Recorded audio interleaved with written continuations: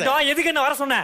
நான் எதுக்கு வந்திருக்கேன் தெரியுமா? தெரியுமே, டிவில மூஞ்ச காமிதான் ஆச்சு. மூஞ்ச காமிச்சு 3900 வாங்கிட்டு போலான்னு வந்திருப்பேன். அதுக்கு இல்லடா. தெரியுமே, ஸ்பெஷல் ப்ரோகிராம் அதுவும் கிடையாது. மதிய சாப்பாடு, வரத்துக்கு வாகன ஏற்பாடு, அது மட்டும் தான் போடுவாங்க விஜய் டிவில. ஹாயா, சரி அப்ப எதுக்கு நீங்க வந்த சொல்லு.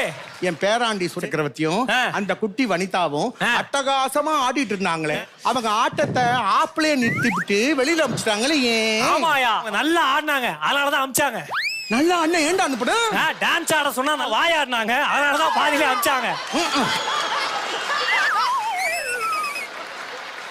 அவனை எலிவிச வச்சாங்களே, பயத்துல பார்த்தா எலிமினேஷன். அது எலிமினேஷன், அதாவது என்ன ஒரு அளவுடா.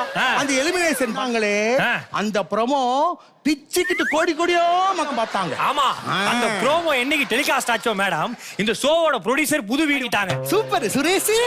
காசு இல்லன்னு போன் பண்ணி 2 பேர்ட்ட கடை வாங்கிட்டா மேடம். போனேன், அவன் ஒரு படத்துல நடிக்கிறான். தெரியுமே, அந்த படம் பேர் கூட எனக்கு தெரியும்.